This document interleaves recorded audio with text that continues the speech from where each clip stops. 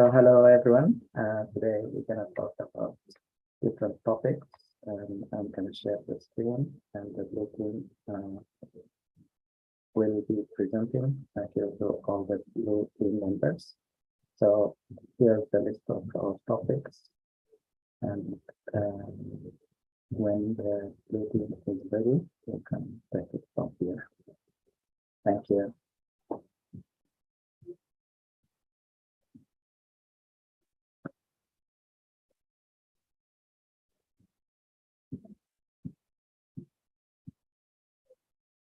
I know some of you might be busy with the free or other exams and other things to do, but I really appreciate your time, and we're thankful for the presenters. So when you are ready, please take the lead and we will start the meeting.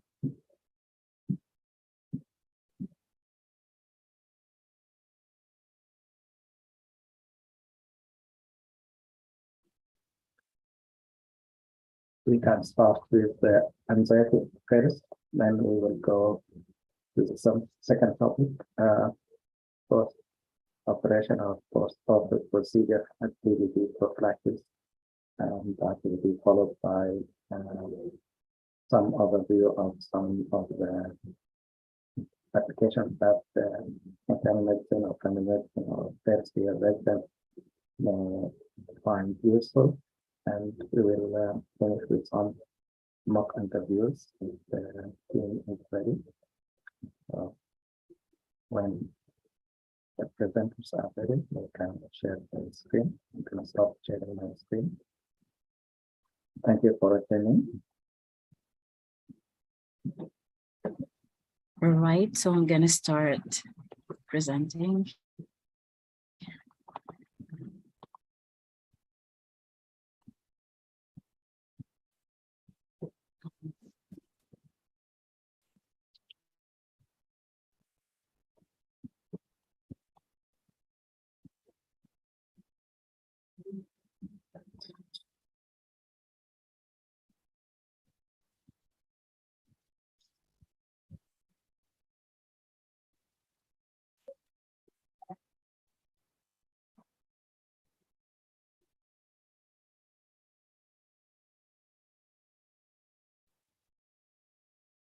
Do you guys see my screen? Yes. Okay. So hello everyone. My name is Narig Anaim. First, I want to thank you very much for having me today. It's a great honor to be with you. And yeah, before I forget, let me take the opportunity and wish you all a very happy Thanksgiving. I hope everyone is enjoying the holiday. So today I'm here to talk about the anxiety disorders. So let's get started.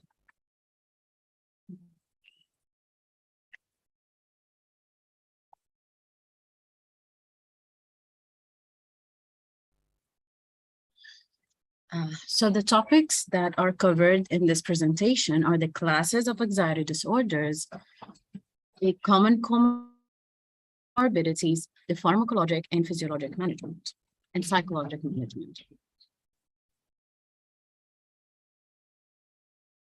Classes of anxiety disorders include panic disorder, agoraphobia, specific phobias, social anxiety disorder, and generalized anxiety disorder, obsessive-compulsive disorder, hoarding disorder, and post-traumatic stress disorder. Now, to assess the anxiety disorder, a clinical psychiatric interview should be undergone to determine the course and nature of symptoms, the nature of patient's mental status, the patient's social context and support system, and whether there is any impairment in functioning. And also, medication review is important. So to determine if the patient is taking any medication that's causing or precipitating the anxiety symptoms. Also, because anxiety is a very common symptom for substance abuse, assessing for substance abuse is vital. And lab tests should be run to confirm or to reach diagnosis or the underlying cause of anxiety. The JAS is the Geriatric Anxiety Scale, has to be done for the patients, which is the 30-item self-report measure used to assess and quantify the anxiety symptoms among older adults. So the first disorder is panic disorder, which is a series of panic attacks. The panic attacks are spontaneous bouts of overwhelming and irrational fear, terror, or dread when there is no specific cause. It typically lasts 10 to 30 minutes. The symptoms include at least 4 of the following: palpitations, sweating, trembling, shortness of breath, abdominal distress, dizziness or lightheadedness, feelings of derealization or depersonalization, paresthesias, chills or hot flashes, fear of losing control or going crazy or dying. Diagnosis of panic disorder includes chronic, it requires chronic, repeated, and unexpected panic attacks. And in between the attacks, the patient worries excessively about when and where the next attack may occur. Clinically significant degree of panic symptoms exists if the panic attacks have occurred for at least 1 month. The panic attacks in late life, when it happens, it has more limited symptoms and often related to 1 or 2 organs, commonly associated with other psychiatric diagnoses and medical illness.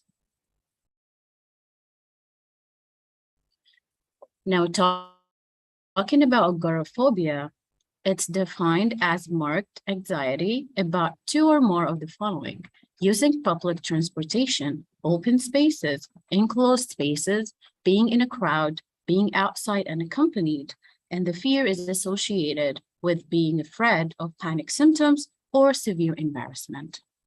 Responses to the feared situations are constant, persistent, and cause significant distress. Specific phobia is defined as marked, persistent, excessive, unreasonable fear in the presence of or in anticipation of particular distinct trigger. The examples, it could be a fear of snakes, mice, dogs, elevators, flying, or heights. Commonly, the patient's anxiety level increases instantly when the feared trigger is encountered. The patient is able to identify his fear as unrealistic and unsupported, even though the cognitive and physiologic responses persist.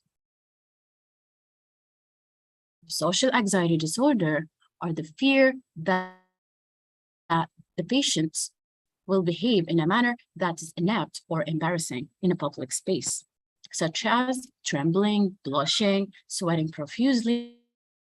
And other common fears include giving public speeches, let me tell you about that, going on dates, socializing with others at a function or a party.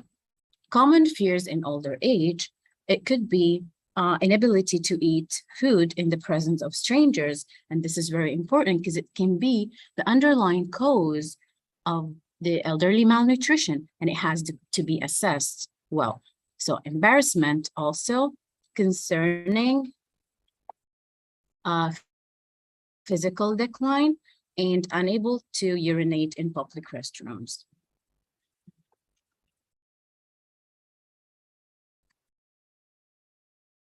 Now, generalized anxiety disorder,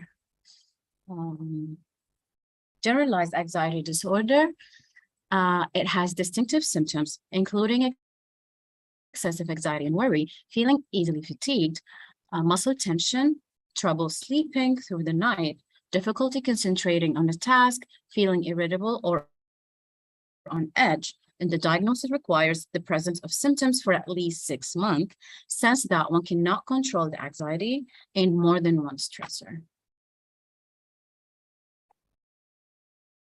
Obsessive compulsive disorders, it has 2 components: obsessions and compulsions. The obsessions are persistent thoughts or ideas that come to mind, commonly while completing a specific task or in a particular situation that are generally intrusive. And the compulsions are the behaviors performed in an effort to decrease the anxiety felt as a result of the obsessions. It's usually chronic and unfortunately often disabling. New onset in late life is unlikely, and if it happens, it's more commonly associated with depressive syndrome or early dementia. Hoarding disorder, it's a persistent difficulty discarding possessions regardless of actual value. The collected things may clutter and impede needed living space. In older adults, often referred to as senile squalor syndrome or Diogenes syndrome, and is often characterized by extreme self-neglect. Prevalence is 3 times as common in adults aged 55 to 94 than in young adults. Post-traumatic stress disorder. The common symptoms for it are re-experiencing the traumatic event, avoidance of associated stimuli, psychological numbing, and hyperarousal, including difficulty falling or staying asleep, hypervigilance, and exaggerated startle response. Diagnosis requires having experienced, either as a witness or a victim, a significantly traumatic event with feelings of fear and hopelessness. Presence and also presence of symptoms for 1 month in clinically significant distress and functional impairment.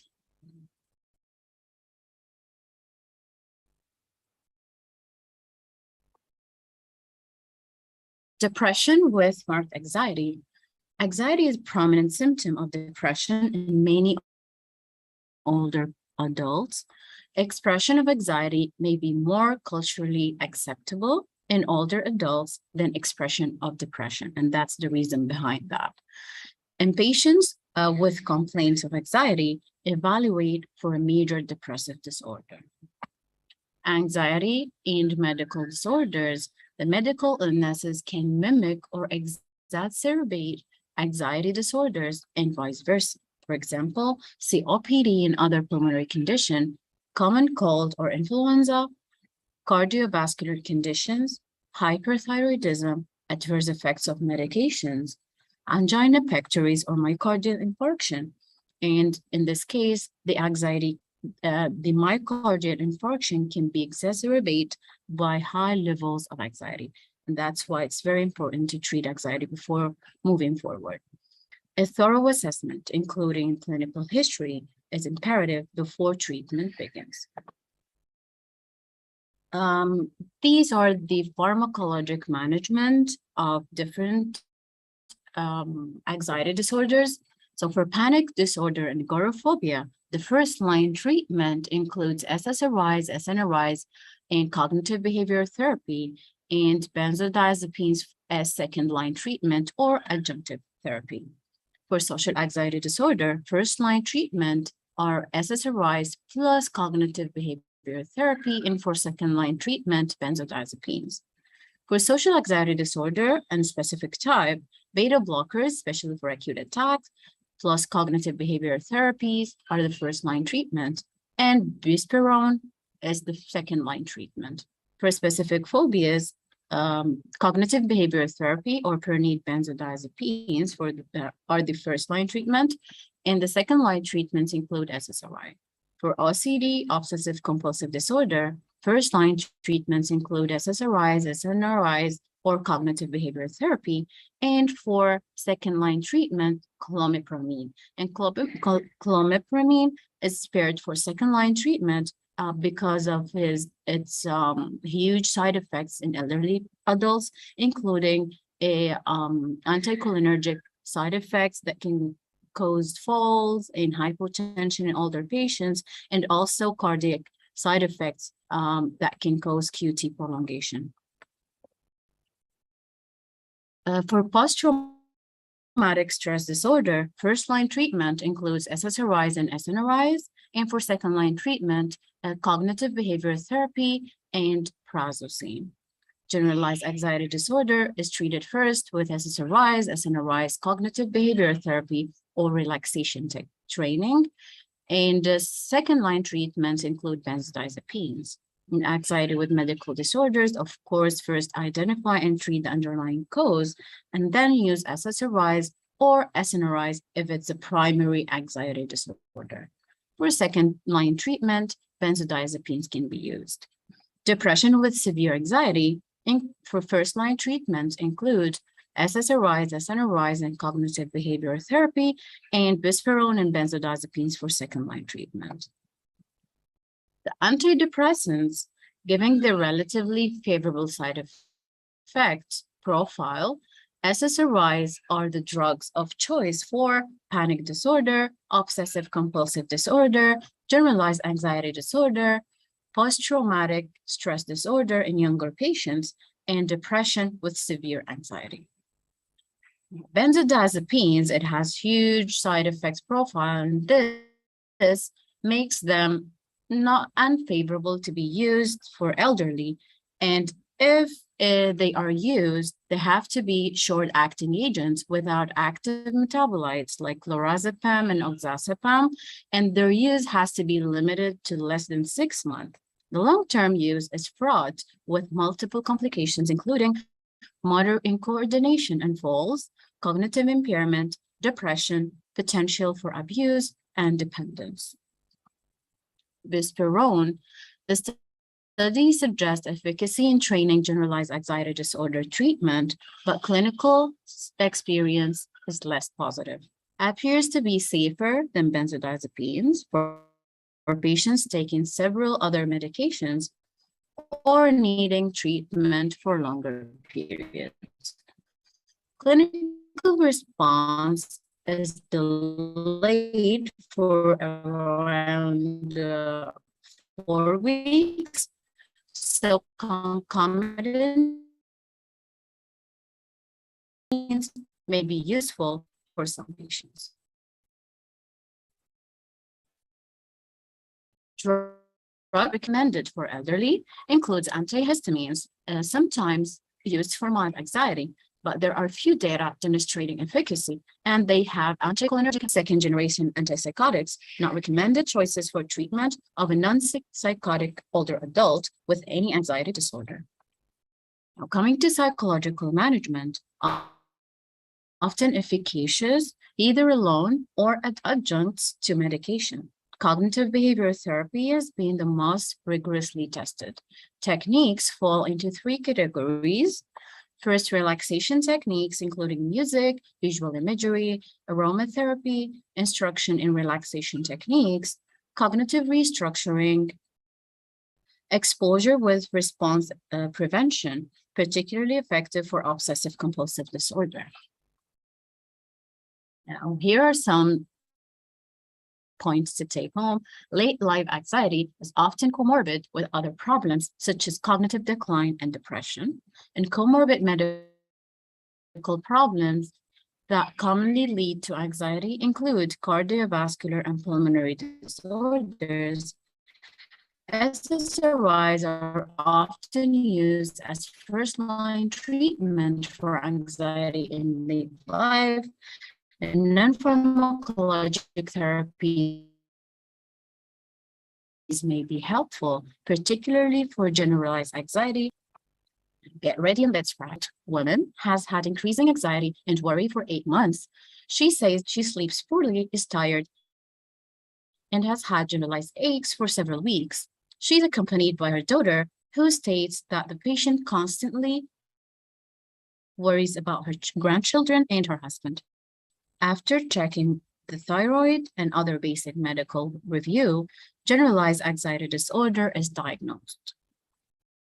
Now, which one of the following is the best treatment option for this patient? Is it benzodiazepines in cognitive behavioral therapy, or cognitive behavioral therapy only, or selective serotonin reuptake inhibitor and cognitive behavioral therapy, or selective serotonin reuptake inhibitor only?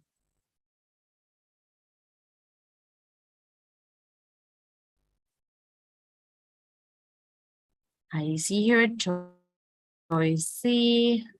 Read. Anyone else? Okay, so Yes, it is selective serotonin reuptake inhibitor and cognitive behavioral therapy.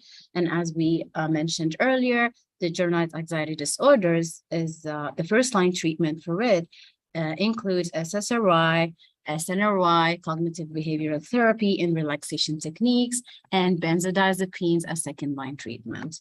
Good job. Now, the second case, a 79-year-old woman is brought to the emergency department because she has had anxiety for 2 to 3 weeks. Her family reports worsening confusion, disorientation, and behaviors, including agitation and suicidal ideation.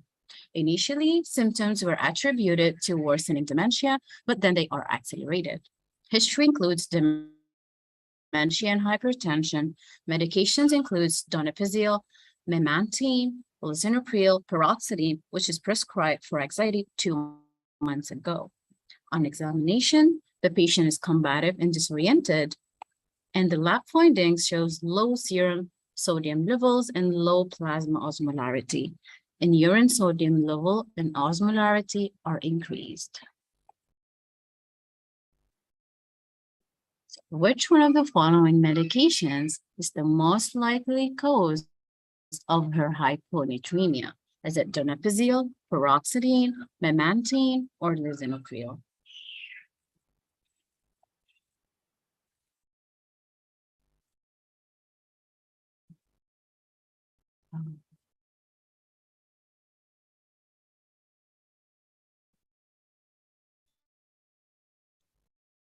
Okay, I have a couple of responses here and says B. So yes, it's paroxetine. And paroxetine, the studies have shown that it induces hyponatremia in 12% of elderly patients. And this is within a mean duration of 9 days. So it's a common side effect. And that concludes the presentation for today. Thank you for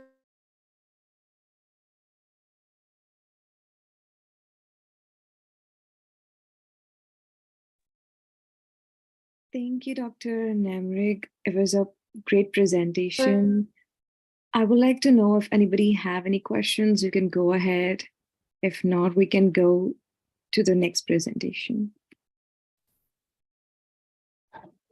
Thank you so much, Dr. Namar. This is excellent presentation, concise to the point, and I think it's very informative. So thank you so much. In all the adults, I think it's common that sometimes you might find some presentations with anxiety, and it varies from one patient to another, from one person to another. Actually, in this group, all of you might have anxiety, but when you define anxiety disorder according to the DMS 4, there is criteria for that, as mentioned. But when we present, when we talk, when we do oral presentation or interview session, sometimes you might have anxiety, which is normal, physiologically, and may be helpful at some point. And we need to understand the physiology of it, and then how to combat it. As mentioned in the case, we can use medications, but also cognitive management of just behavior might also be helpful to some patients. So you don't jump into medications all the time. One thing we need to understand or pay attention to in all the patients, when we put them on SSRI, for example, we want to educate them or the caregiver about the possible side effects. I had a patient who had anxiety, and we tried to use non-pharmacological approaches, reorient the patient, and do this, do that, so that we avoid the medication. And finally, we couldn't find a solution except to try some medication. So I saw her on, I think, Selecta or some antidepressant, which has component for anxiety. And 2 days later, I got a call from the nurse reporting that the patient couldn't go to the bathroom, no urination. so she couldn't void. So one of the common side effects is urinary urinary retention. So when I done her back bladder is full and it's distended. So we stopped the medication and then the patient went back to her normal status. So sometimes you just educate the staff or the nursing or the family, the patient, if they understand that look forward for the common side effect. If that makes sense for you. Thank you. Thank you, Dr. Nadir. So if we don't have any more questions, we can proceed to our next presentation. That would be the post-order procedure DVT prophylaxis by Dr. Teser. And I'm going to share my screen because Dr. Teser has a problem. Yes, thank you, Zahir. Hello, Dr. Nadir. Hello. Hello, everyone. I'm excited to present my topic now, and I hope you're enjoying the holidays. Sorry for the technical issues. No worries. I hope everybody are able to see my screen. Yes. Okay. So this topic is about post-orthopedic procedures, DVT prophylaxis. Our objective is by the end of this session, we should be able to know a little bit about regarding DVT and venous thromboembolism, and identify risk factors of DVT post-orthopedic surgery, and review types of DVT prophylaxis, and also to review American Society of Hematology guidelines for DVT prophylaxis in orthopedic surgery patients, and to touch on some other modalities of prophylaxis. So DVT, which is deep vein thrombosis, and venous thromboembolism are blood clots formation in venous circulation that presents as DVT or pulmonary embolism. It occurs due to three components of Virchow's triad, which is venous stasis, vascular injury, hypercoagulability. In orthopedic surgery, stasis could be due to immobilization, bed rest, and the tourniquet use. Endothelial damage could be due to surgical manipulation and damage to endothelium in the vascular system. Hypercoagulability could be aggravated by the use of bone cement, PMMA. So types of orthopedic surgeries. There are two main types, the major orthopedic surgery and non-major orthopedic surgery. Major orthopedic surgeries. These include hip replacement surgery, for example, total or partial hip arthroplasty, knee replacement surgery, total or partial knee arthroplasty, hip fracture repair, including open reduction or internal fixation, and severe trauma. So, as for the non-major orthopedic surgeries, these are a variety of lower and upper extremity surgeries that do not include major orthopedic surgeries. Some examples are repair of long bones, fractures not involving the knee or hip joint, arthroscopic surgery of the knee, foot, ankle, shoulder, elbow, wrist, hand, free flap reconstruction. DVT incidence is about 40% to 60% in major orthopedic surgery, and 6.8% to 43.8% in elective hip replacement. And it's 42% to 50% in hip fractures, and fatal pulmonary embolism occurs in up to 1.7% of patients. So risk factors. Major orthopedic procedures carry a high baseline risk of symptomatic venous thromboembolism, about 4 to 5% higher, which can be increased further by presence of additional procedure-related and patient-related factors. Lower limb trauma patients should be screened to assess risk of thromboembolic complications in order to guide selection of the most appropriate thromboprophylaxis. So for the intrinsic patient factors, we have increasing age, more than 60, previous history of thromboembolism, family history in first-degree relative, thrombophilia, especially factor V laden, which is the commonest. For the associated medical problems or the comorbidities, obesity is a factor, immobility, smoking, active malignancy, cardiac disease, and some medications, for example, hormonal therapy and oral contraceptives. Some specific fractures carry higher incidence or higher possibility of DVT or venous thromboembolism, which is spinal fractures, pelvic or acetabular fractures, and hip fractures.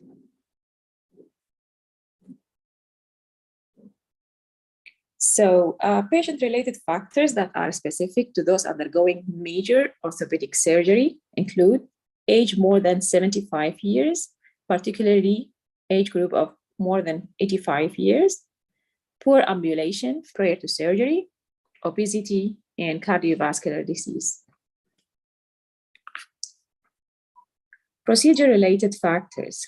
This include greater extent and longer duration of surgery, the type of anesthesia. General anesthesia carries more risk than spinal anesthesia. Prolonged period of immobilization or casting postoperatively. Bilateral total joint arthroplasty as opposed to unilateral arthroplasty. So DVT prophylaxis has two components: mechanical prophylaxis and pharmacological prophylaxis. For the mechanical prophylaxis, mobilization is a simple and applicable modality, and it lowers the risk of DVT.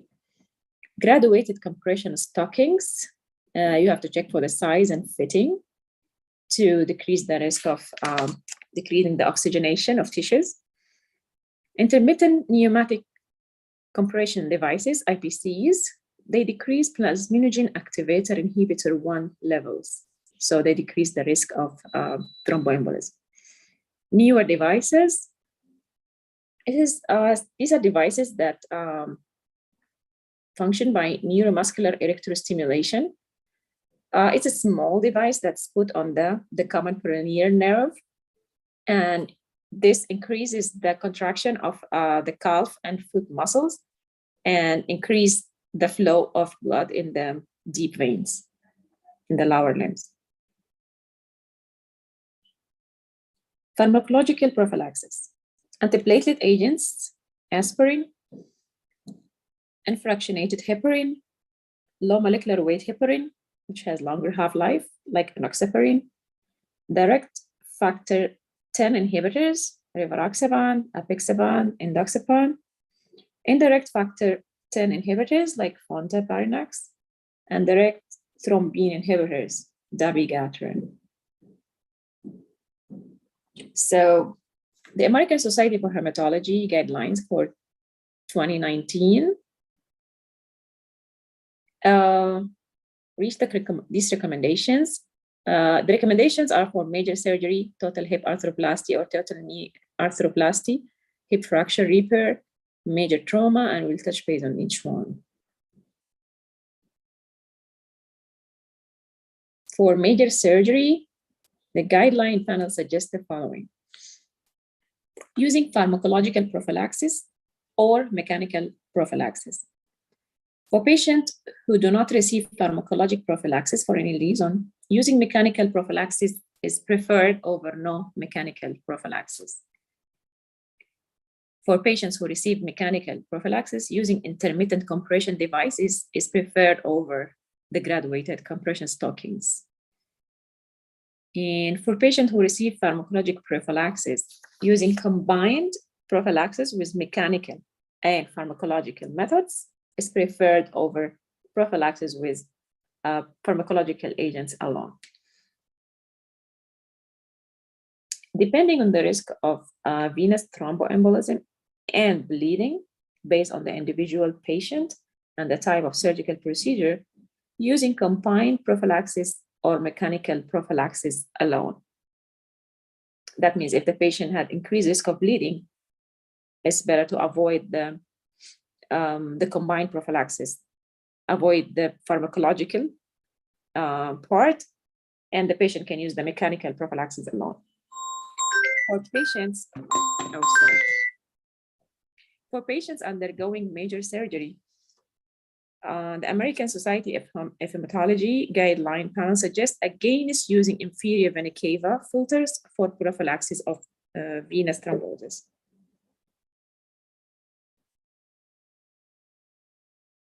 Using extended antithrombotic prophylaxis over short-term antithrombotic prophylaxis. So long-term is preferred. Using early or delayed antithrombotic prophylaxis. No preference here. So extended prophylaxis was generally considered as beyond 3 weeks range, like 19 to 42 days, compared with short-term prophylaxis, which was considered to up to 2 weeks, like 4 to 14 days. And the 12 hours following surgery was arbitrarily selected to be the cutoff between early and late postoperative antithrombotic administration. For orthopedic surgery, total hip arthroplasty or total knee arthroplasty, aspirin or anticoagulants, like for example, direct oral anticoagulants is preferred over low molecular weight heparin. So if a direct oral anticoagulant is not used, the panel suggests using low molecular weight heparin rather than warfarin, and low molecular weight heparin rather than unfractionated heparin. So the preference is for the oral first. For hip fracture repair, pharmacological prophylaxis is preferred over no pharmacological prophylaxis. And low molecular weight heparin and unfractionated heparin are both preferred. For major trauma, low to moderate risk for bleeding, pharmacological prophylaxis is preferred over no pharmacological prophylaxis. High risk for bleeding, the guidelines suggest against pharmacological prophylaxis, whether low molecular weight heparin or unfractionated. Better to avoid both. Other modalities include intermittent pneumatic compression devices. They're used routinely and in combination with pharmacologic therapy. They can be used immediately after patient presentation to hospital. Their use should be closely monitored to ensure the device is properly applied and in use for as much of the day as possible. And it should remain in use until the patient is discharged from hospital. Thank you.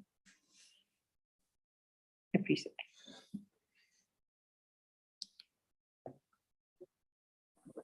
Thank you so much again. It's a great presentation, excellent work. So it's an important topic. Thank you so much. So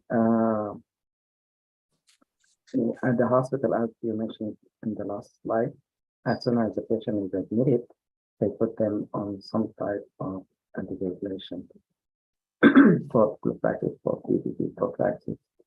I remember one case when I was concerned in the second month, we had this patient who underwent some surgery, and they put them on anticoagulation, but for some reason it was not complete at that time. So she went to the bathroom, and unfortunately she developed BP side. So we have to do the autopsy and present the case in the case reports during residency at that time. So since then, I think I look at this important topic that as physician, we're supposed to do no harm. So surgery is one option of the management, but side effects of the surgery could be DVT, and if it goes goes from the legs to the lungs, then it could be broken. So just remember that patients who undergo surgery possibly some type of DVD prophylaxis and the prophylaxis. So mentioned this presentation, the different options. Thank you. You're welcome. Thank you. Just one addition, if may allow it. Go ahead. Yeah, yes, I'd like to add some point Go in the part of mechanical DVT prophylaxis. I think I've encountered also one unfortunate case, but luckily we managed to save the patient. He was admitted with massive malignant MCA infarct and with hemorrhagic transformation. At that time, pharmacologic prophylaxis was not feasible, so we had to apply the mechanical compression device. And the take home message was we need to examine this daily because he developed DVT despite the use of mechanical. So sometimes because most of us will put it there and assume that okay, DVT will not happen, even on top of pharmacological prophylaxis, it sometimes occurs. So I think that's an important. Some simple things might matter in patient care, and he developed PE. That date was on my shift. So we had done urgent CTBA, and luckily enough, we managed to revive him. But it was a big take home message that when you put it there, it doesn't mean that 100% it's going to prevent the DVT. So I think you need to daily check this device, make sure they work, make sure the patient examination doesn't change, like any swelling or any hotness, or any signs of DVT. So just I'd like to share that. Okay. Excellent. Thank you so much for sharing and and I sent you on the chat a link for the recent updated version of the practice and me after last week that was done 2 years ago. So if you have time, you can look at this reference and it will help you understand what the options and go in much detail. Thank you.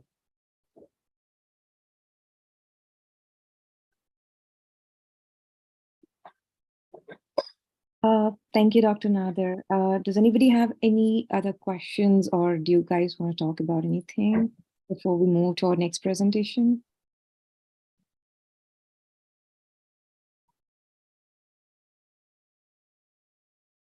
Okay. Well, I suppose we can move on to our next presentation, which is about the apps that are generally being used by the interns, that is PGY1. And this would be presented by Dr. Jitesh and Dr. Bushra and Dr. Shaza. But Dr. Shaza, I don't think she's able to participate today. So I hope Dr. Bushra and Jitesh are here today for presenting this topic.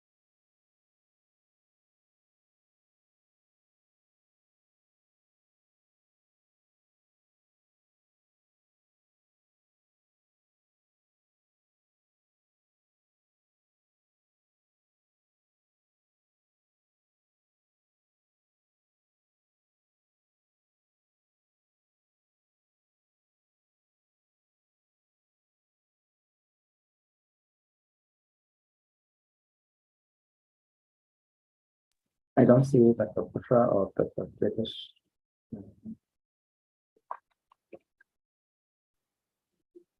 Shadow must be also.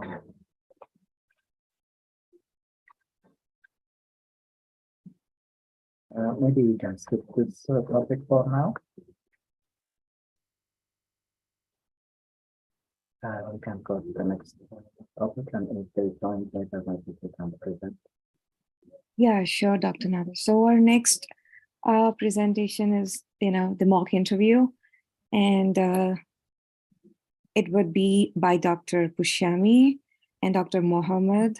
So they volunteered to do it. So I would start with Pushami. If you're ready, I think we can start.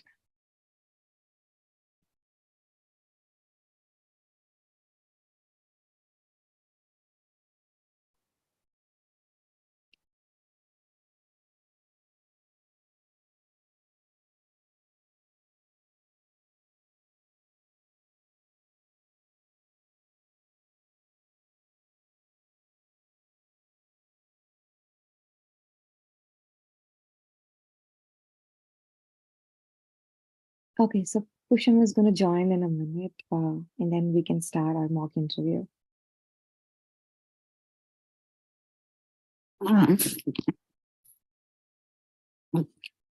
Dr. Nader, we're not able to hear you. I think you're on mute. Yeah, in the meantime, anyone with any questions or comments in general or topics, presentation, the previous presentation?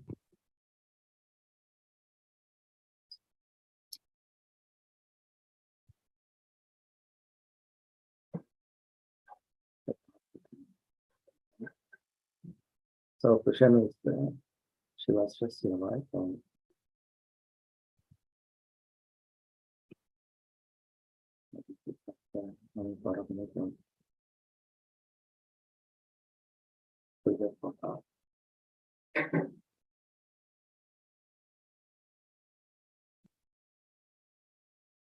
So let me ask. She's here.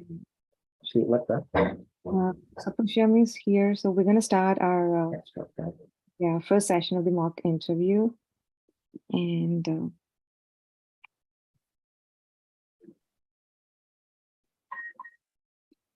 Hi, Dr. Akila. okay, hi, Dr. Pushami. How are you doing? I'm doing great. How are you doing? I'm good, thank you. How is your day going? It's excited. Thank you. Good to know that. So tell me about yourself. Sure. First of all, I would like to thank you for giving me this opportunity. I was born and brought up in India. Currently, I'm residing in Windsor, Ontario, Canada. I was born in a non-medical family. So growing up in a non-medical family made me curious towards the medical field. And that curiosity gradually turned into my passion. So I've trained and prepared myself for this for the past couple of years. I have attained about year experience of inpatient as well as outpatient in US. Apart from that, I have research experience. Currently, I'm doing a Telegeriatric Fellowship affiliated with Michigan State University. Personally, I like to travel, explore places, and try new foods. Also, I like to do the DIY projects. I get the inspiration from the YouTube videos. This is in a nutshell about me. Great. That's wonderful to know about you. Well, how do you see yourself in the next 10 years? I see myself as a well-trained physician in the coming 10 years. I would like to go in the direction of the subspecialty which interests me more. For now, I would like to keep my options open and see which interests me more during my residency training. Apart from that, I see myself as a hospitalist serving mostly in the rural community, which has been always my passion. That's it. Great, good to know that. Well, tell me about a situation where you had a conflict with your colleague or an attending. Definitely. I wouldn't say it as a conflict, but when I was doing my externship in one of the hospitals, I was my team representative and one of my team member was appearing late. It was putting a stress on and strain on every team member. So I thought we have to have a discussion and invited her for an informal conversation and explain the situation. Then she explained how she was traveling around three hours to reach the hospital, and which is why she's appearing late. So based on that situation, I discussed the same part with my team members and adjusted according to her schedule as well as our schedule. In this way, by having a conversation, we were able to solve that misunderstanding. And from then on, we adjusted accordingly.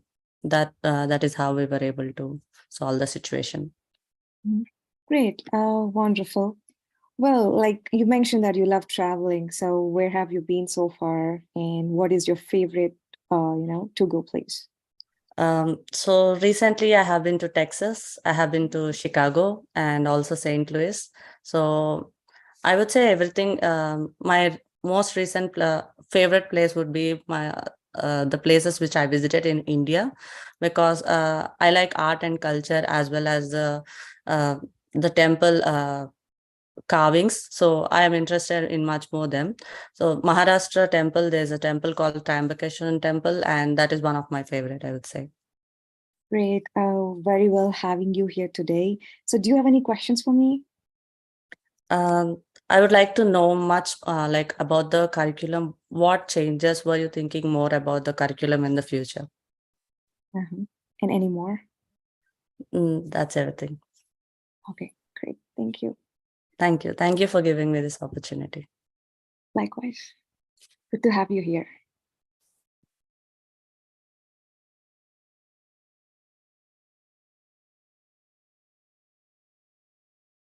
Excellent. Any questions from the group? Maybe an attending physician or a resident volunteer can ask additional questions.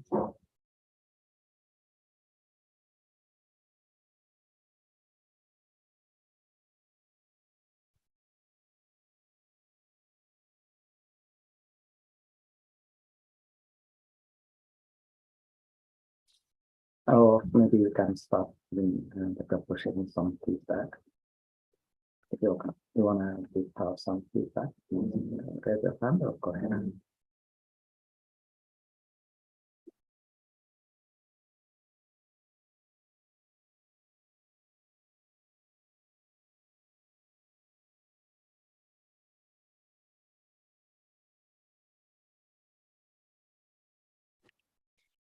Good afternoon, Dr. Nadir. Good afternoon, everybody.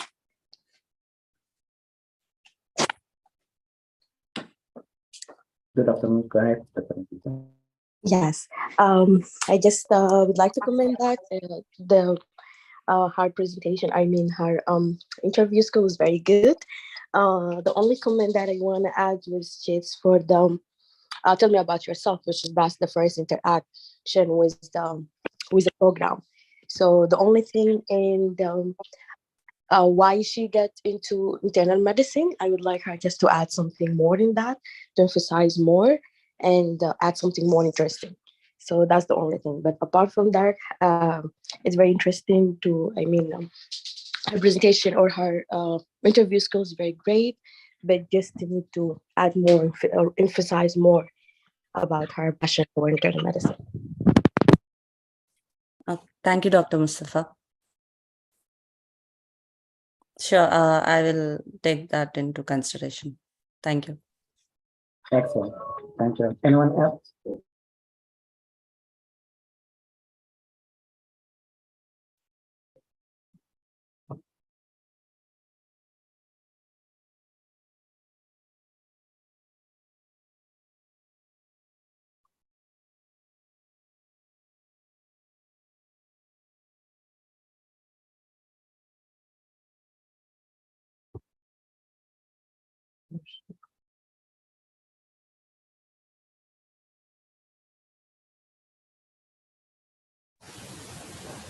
How about you, Akira? Can you give her feedback? Thanks.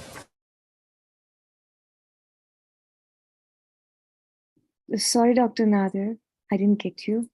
As a medical program director, can you give some feedback? Thank you. Okay, yeah. Well, tell me about herself, about yourself was kind of like, very personal. So I kind of connect with it. So it's good. And Yeah, how do you see yourself? She made it clear what exactly or how exactly she sees herself in the next coming years after she's done with her, residency, that she want to be a hospitalist, but she do also want to keep her mind open during residency where she can explore, more subspecialties, and if she want to do a fellowship in case she wants to do that. So yeah, she's very clear about it. And like whenever we talk about something about our hobbies or what we do or what we like or our interest in the tell me about yourself, I think that is gonna catch the eye of the interviewer, and it's gonna be a connecting link. So they're gonna ask you questions regarding, okay, if you end up saying I love traveling or I love art or painting or something, so they would definitely question you about it. Like, okay, so like I just questioned, okay, she said that she loved traveling, so where have you been and what is your favorite place? You definitely need to, I hope nobody uh cooks up story regarding their hobbies, but in case you do have an answer for it. And in case you love painting or something, they would, I mean, they might ask you, okay, what is your recent painting, or could you show me some, some of those questions might come up. So I think we should be prepared for that. Um, so I think Pushami overall did very good. She was very confident. The other thing is she was confident about what she was talking. It's not like she was just, uh, you know, it looks like she is well confident, prepared, and she was maintaining the eye contact, which is very much necessary. So overall, she did good. That is my opinion. Excellent. Thank you so much. Dr. Thank you, Dr. Naren. Thank you, Pushyami. Thank you, both of you. This is great also. Thank you for sharing. So I think as Akila mentioned, the confidence level, I think, shows with your interaction with answers, and I like all the answers. I think it is great. It's not monotonous. It's not like you memorize it and just put it there. Your camera angle, your body language, I think, excellent. There are always room for improvement. So if you want to add more of the hand using your body language, that might be also an option. One thing, and try to, so you know, guys, try to talk about what the passion with some passionate that you can convey to the listener or to the interviewer. So, for example, if you are interested, as Lisa mentioned, in internal medicine, just tell them more about that. And if you want to add, and I like to see myself in 5 years to be, let's say, if you are interested in academic career, I'd like to be in 5 years, like joining the faculty, teaching medical students and doing some research, something like what you plan ahead after you join the program. If you are in rural areas, you are interested in applying to somewhere there, you can mention, I'd like to continue my career as a primary care physician. I'd like to offer services to underserved population in rural areas. I like the openness or something like to indicate that you will be familiar with the community, the area, and you're planning ahead that way. So that might show or come across like you have plans, you are committed, and you have the passion to go forward, not only to just the first step to get into residency, and increase the way you or your confidence when you mention this in your answers. The other trick, and that is you give some bait to ask you about something else. So when you mention the geriatric fellowship, that's a good thing.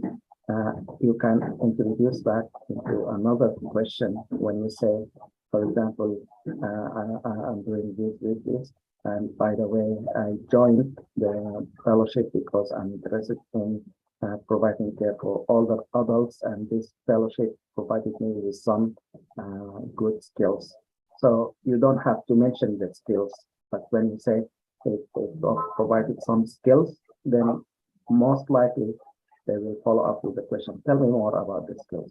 Or you can say, and I found some opportunities working in this fellowship, or some projects in this fellowship, or working in teams in this, or something like that.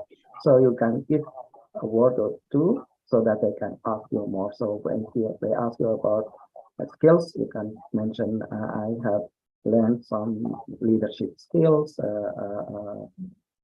teamwork skills, presenter skills, whatever you want to mention, just to show them that you have other qualities that you can add to their program.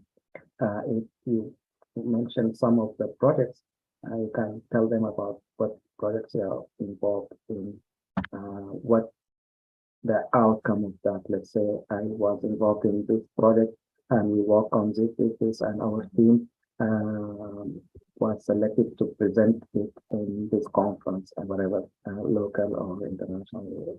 So you can follow up with more information. It's like a discussion, but you try to lead the discussion the way you want it. The areas you can explore more, or you can talk more about things that you are doing. And all of you are doing a great job. You are doing many things.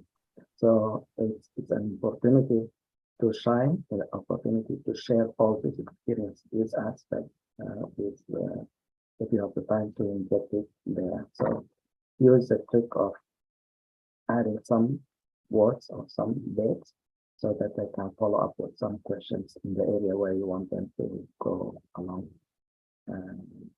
asking about more details. If that makes sense. Thank you. Of course, it does, Dr. Nader. Thank you very much for the insights. I would also want to add another point. Like, whenever the question is about something like, tell me about a conflict. Whenever you answer the question, after that, you have to, just come up with what did you learn from it? Like, whatever kind of experience. Okay, now we talk about research experience. So what did you learn about it? You talk about your US clinical experience. What did you learn about it? So what kind of traits did you incorporate from that? Like what Dr. Nader mentioned, like, being a leadership qualities or a teamwork, something like that. And whenever you answer your weakness or strength, what are your strengths or what is your weakness? Even then you have to come up with an example. Like if your strength is being a good team, player, how did you incorporate it from, or where did you learn it from? So yeah, these are just the connecting points. So that is one thing I just want to mention.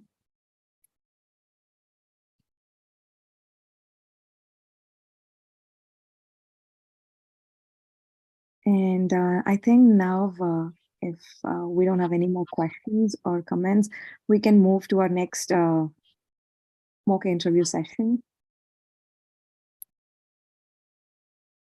That would be with Dr. Mohammed. Yes. Hi, everyone. Okay. Hi, Dr. Mohammed. How are you doing? How is your day going? Hi. Hi, hello. Thank you. I'm doing very well. A great day. How are you? I'm doing good as well. Thank you. Well, so why did you choose internal medicine as your specialty of choice? Well, during my first of all, I'd like to thank you so much for giving me the opportunity to interview with you. During my medical school years, on the clerkship years, what got my attention in internal medicine is the ability to use sort of a problem solving strategies that most physicians should possess, and put that into serving people by improving quality of care, solving diagnostic challenges.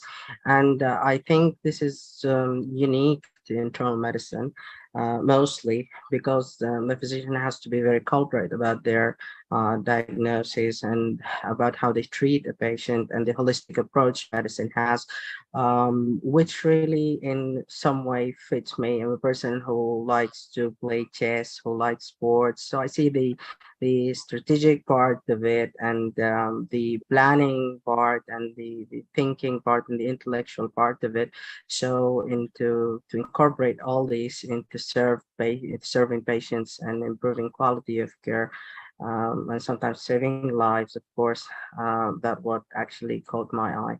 And I saw many role model physicians doing this in my clerkships, and it just brought my attention, and I admired it and loved it. Great. Good to know that. Well, so if you were given an opportunity to be an animal or a bird, what would you like to be and why? Well, I've recently am a person who loves nature, and I would say recently, but back in the years, I had huge interest in like wildlife, and also I I like watched lots of documentaries on this, and I many times found that okay, I may want to be this one, but this has some like incompatibilities with my personality until I found orcas. These are a type of whales. It's called killer whales. What I like about them is the teamwork spirit and the intelligence they have. Like they are very smart hunters, and I like the way they work in teamwork, and their social life is very complicated in this deep blue ocean. So I just like the way they anyway they belong to the dolphin family. So this is a very smart family in general. So but I really like their like teamwork spirit and the intelligence they imply. I think someone else is on. Let me just Dr. Atif, can you please mute yourself?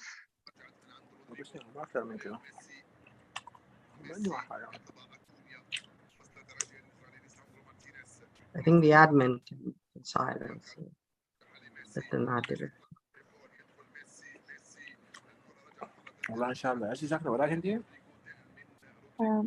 Dr. Nader, can you mute Dr. Atif? Yeah. I think that Yeah, yes. you can continue. I'm back in. Yeah.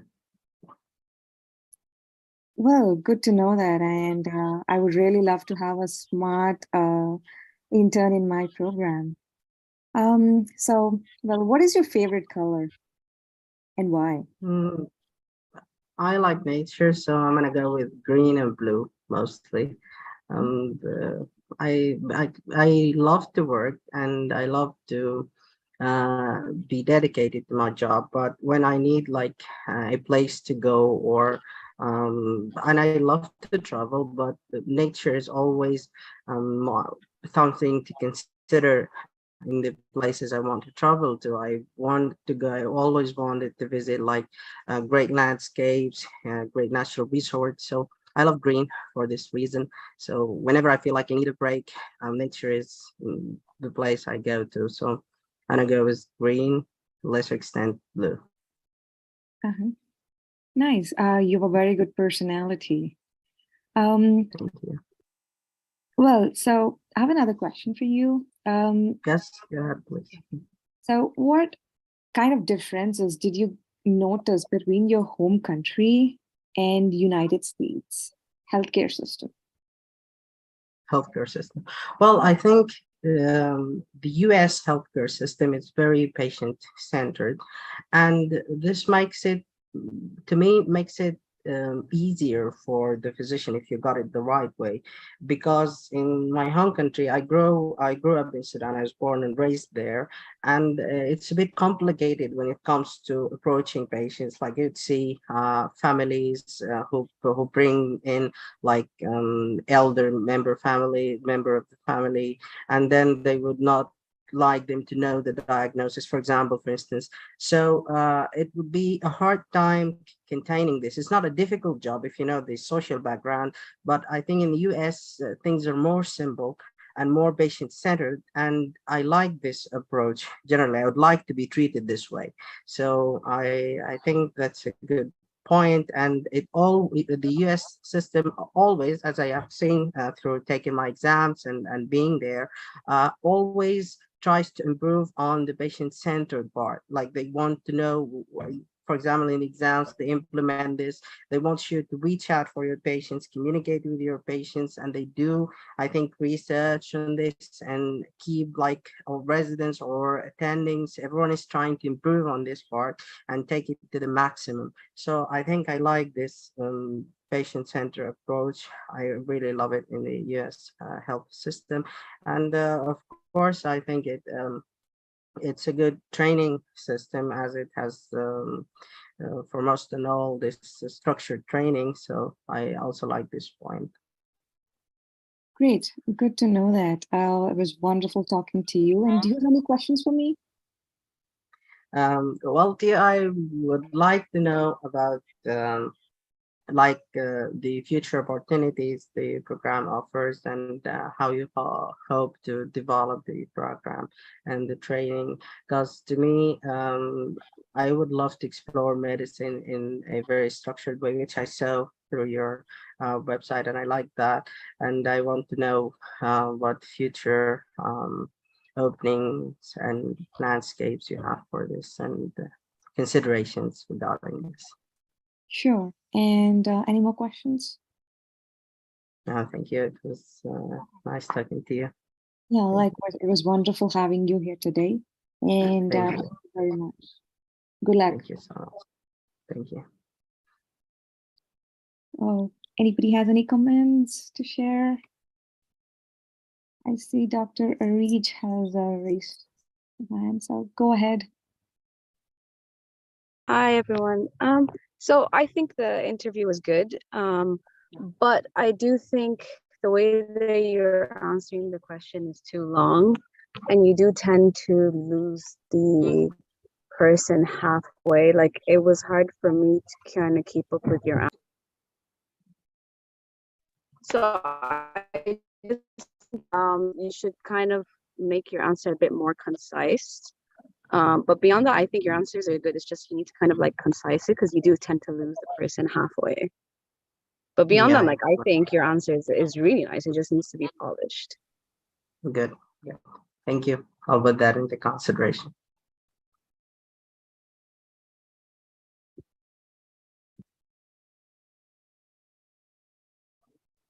Thank you so much for this excellent interview as well, and thanks Eric for the comment. Any other comments or suggestions? Thank you. Go ahead. Okay, I would like to comment. Dr. Muhammad, your interview skills are amazing, and the way you approach. Thank you so much. You're welcome, and the way you're approaching the question, is smart way.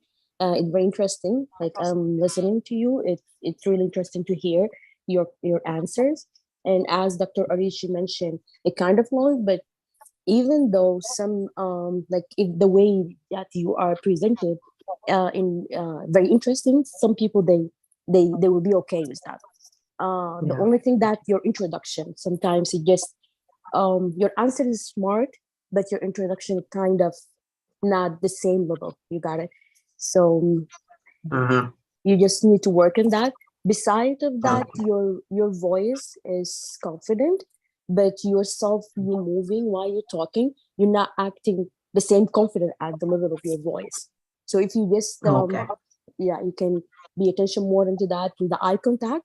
So that's also something very important, like for them to take in consideration. That's your eye contact, that's for them important than the way you answer.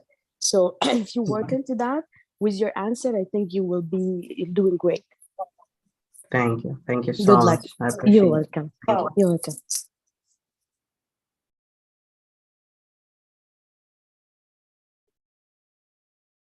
Any other comments or suggestions? Hello, Dr. Nadir. I felt Dr. Mohammed was so calm and composed. I wish I had that, and I really wanted to say I did not even feel a bit that he was nervous. He was extremely calm and composed, which is very, very nice. Thank you so much. Thank you. You're welcome. Anyone else? Thank you so much, Dr. Ashwin.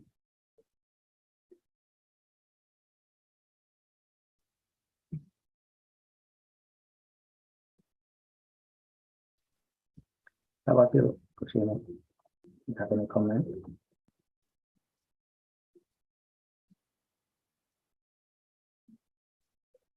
Oh, Dr.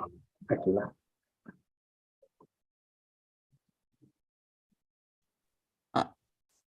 Dr. Nadir.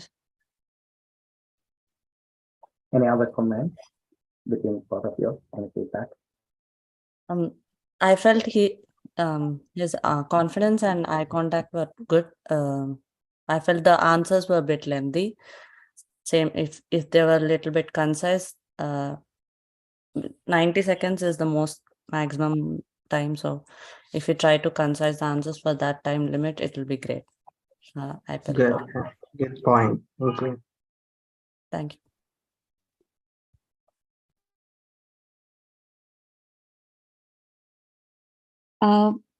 Yeah, Dr. Mohammed, you did a great job. Your answers were yeah, like everybody mentioned, they were like very good, you know. And only thing is, like, I think you have to be shorter, crisp to the point. So maybe if you just work on it and make them concise, that'd be great. And Okay. like they just mentioned, your voice is like was so confident. And apart from voice, even our body language does matter. So just take care of that. You just have to be not keep moving and be sit straight and just looking to the camera when you're talking and make the eye contact. You were always maintaining the eye contact. That was good, but don't keep moving.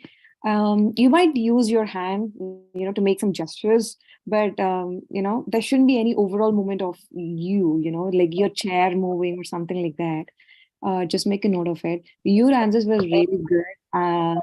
And the reason why you mentioned about what kind of animal you want to be, like why do you want to be, and that is good. Like that shows your personality or your trait. Like these behavioral questions, the reason for asking these behavioral questions is just because they want to know your personality, like why and who you are. So you Yeah, did great with that. And I appreciate it. Thank you. yeah. So another thing about home country and difference between the home country and United States, I mean, this is my personal choice or preference. Maybe Dr. Nader can comment about it. Like, don't say something bad about your home country, okay? Like, just say, okay, I'm very much happy, or I'm, surprised, or whatever it is about United States, like the patient-centered approach, or the holistic approach, or the evidence-based medicine that is being practiced because of the research opportunities, or it's Mhm. state of art for the technology. You can mention all Mhm. good things about US and also mention some good things about your home country. It's just the difference. It's not like they're comparing or saying, okay, US is good for this and your home country is good for Mhm. this. You doesn't have to say Mhm. my home country is bad in that aspect and US is bad in this aspect. We're not making Mhm. that kind of comparison. We're just saying, I mean, this is my opinion. I'm not sure how far it's good, but Dr. Nader can comment Mhm. about it. Maybe I like think it's reasonable. I'm from India, so I would say, well, coming from a country like India, where we have a very big population, so I could develop skills of handling n number of cases. Like we get to see around 60 to 50 patients a day. So the patient load, I could handle the more number of patient load. And coming from a country like India, where we give a lot of importance to the clinical skills rather than the technology. So I am very fortunate enough to get well versed with these clinical skills, like whether it be, intubations or central lines or IV, because during our internship, we were supposed to do all that work. So I'm very confident to say that I'm well versed with these techniques. So this is something that I would say coming from a country like India. So everybody can, pick some points from your home country and say that. And regarding US, obviously, like whatever you have encountered during your US clinical experience, you can just address 2 or 3 points about it. Like, the EMR. So with the EMR, it is kind of very easy to get a note of the patient's past medical history and, easy to transfer the patient care. That is merely possible with Yeah. not with the Yeah. paperwork. So these are some points that I would say. Apart from that, Well, everything is good. yeah, these are really great points. I would consider them definitely. Thank you so much. Sure. And thank you very much for volunteering, Dr. Mohammed. It was not your turn, but I really appreciate for you, coming up, stepping up and volunteering and doing it. Really, really appreciate No it. problem. You're highly welcome. I appreciate the chance you've given me, and I'm really happy with the input I received today. It's highly valuable to me. I'd like to thank everyone for sharing their thoughts. Thank you. Thank you so much. Dr. Nader, kindly share your comments. Thank you so much, both interviewer and the interview, and the comments from all of you. I think I agree with all. So you have a good feedback that you can work on. So in general, I think you did great. Your answers were to the point, and your confidence level as well. Things you can work on, as I mentioned, the limitation of time of the answers.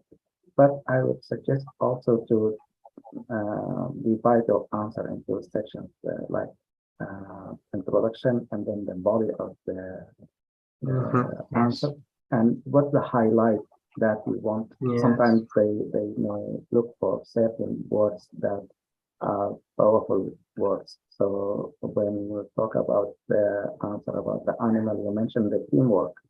So at the end, it is a small, so, and you can highlight my qualities include this. So you will use the opportunity of answering question to highlight about what qualities you have, what kind of things that you bring to the table.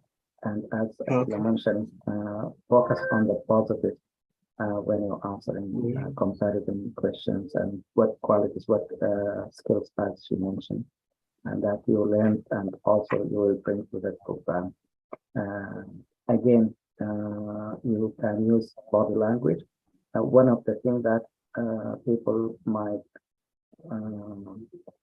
play around with is when they ask you a question that you already know it's coming and you're prepared for it, don't jump on it. Let them see that you think about it. Your answer is not memorized. So a way to do that is the silence. So you can take a close pause. your eyes, take a pause, and then think about it. And though you already have the answer, but it plays into your confidence level. And that's very smart. I like that. Thank you. Using the hands as well. And again, maybe you mentioned some of the tricks, like using some big words in your answers. Don't give a full answer without using some dates, so that they can follow up with certain questions about. Let's say I was involved in a project that really improved my clinical or teamwork skills. So they will have an answer that has a project, but no details were given here.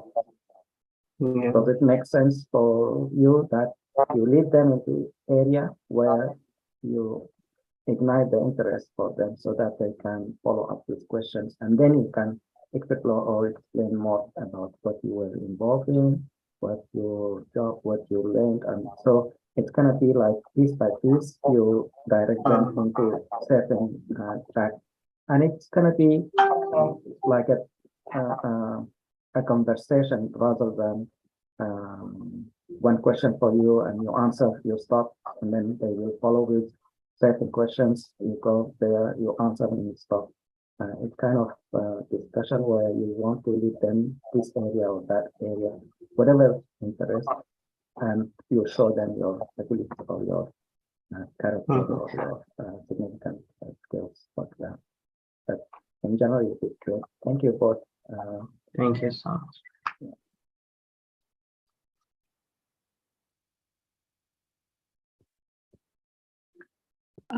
So that is all we have got for today, Dr. Nader. That's excellent. So the last part we'll talk about the updates. Any updates as far as the projects you're working on? Anyone wants to share? I would like to go, Dr. Nader. Sure, go ahead. Well, like we discussed last week about the AMDA abstract, we submitted the AMDA abstract regarding the modalities or what kind of sources does the nursing home, faculties use to update themselves with the ongoing changes in the medical field to provide a better treatment or care for the elderly in the nursing homes. So we submitted the abstract with the help of my whole team. I'm very, very happy to have them and work with them. And regarding the questionnaire that we are, trying to prepare, I'm not yet there. I think I would like to have your help with that. I mean, I've gone through the mail or the text that you've sent me, the draft of the questionnaire that you kind of used previously. It was kind of, related to the doctors who are treating, or the patients treating the doctors, or the patients who are a part of nursing home, right? So I actually didn't know how exactly I'm supposed to link and form the questionnaire. So I would like you to have your help with that. And regarding our myocarditis, we have submitted it again to the curious and waiting for them to reply. So yeah, that's all I've got.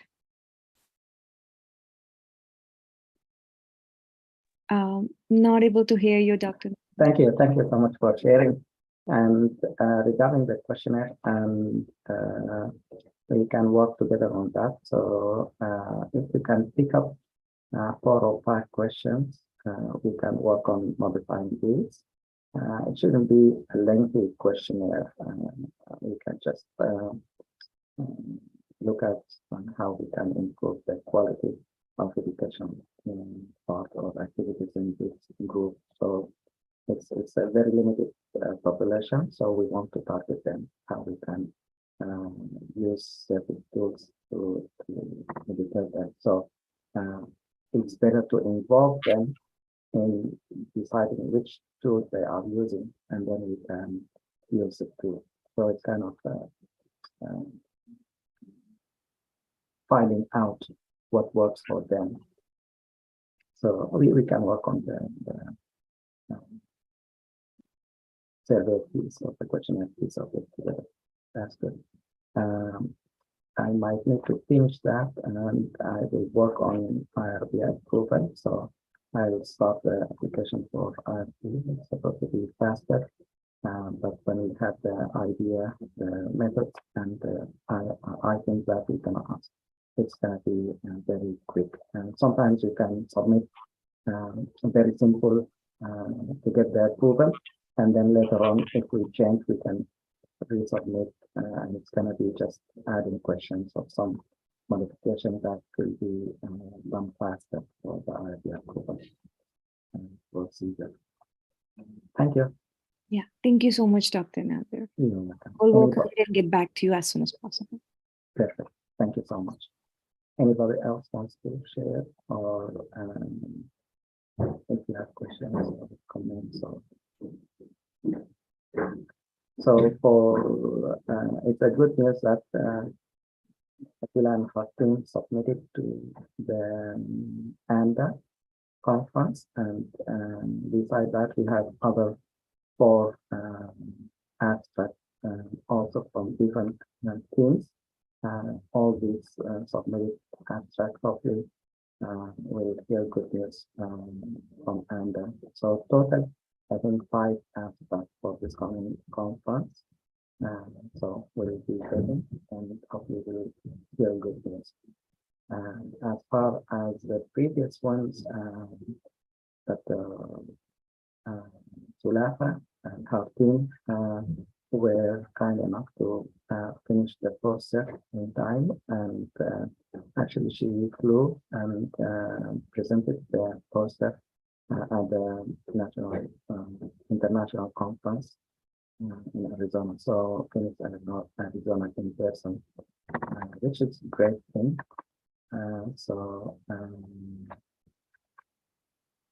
I'll share with you our photos here. So she did present the poster about the fellowship, how many people finished this fellowship, and actually 22 of them matched to residency program, 6 did match to fellowship programs. And also we talk about statistics, like how many abstracts presented so far, and conferences we participated in, abstracts submitted and published, and the total number of authors, webinars, and also in addition to the medical and graduates, we have therapists, pharmacists, and 7 dental graduates. So all in all, we are doing great. She had some interesting parties and questions from the audience when they came back and reviewed the abstract there. So thank you everyone for working this, and thank you all the teams. By this, we are almost done. If you have any questions or any comments, please let me know.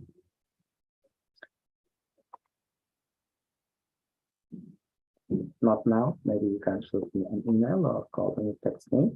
But thank you everyone for attending, and thank you for those who will come later and do the recording. Thank you, Dr. Kira, for leading the Zoom meeting. Thank you all the presenters for great presentation, and the mock interviews were great. So I wish you all the best. Thank you, everyone. We'll see you next week. Thank you, Dr. Nader. Thank you, Dr. Thank you Nader. so Thank much. you, everybody. You're welcome, everyone. Thank you. so much, Doctor. Have a good night. Thank you. Thank you, Dr. Nader. Thank you. See you. Thank you, Dr. Nader. Thank you.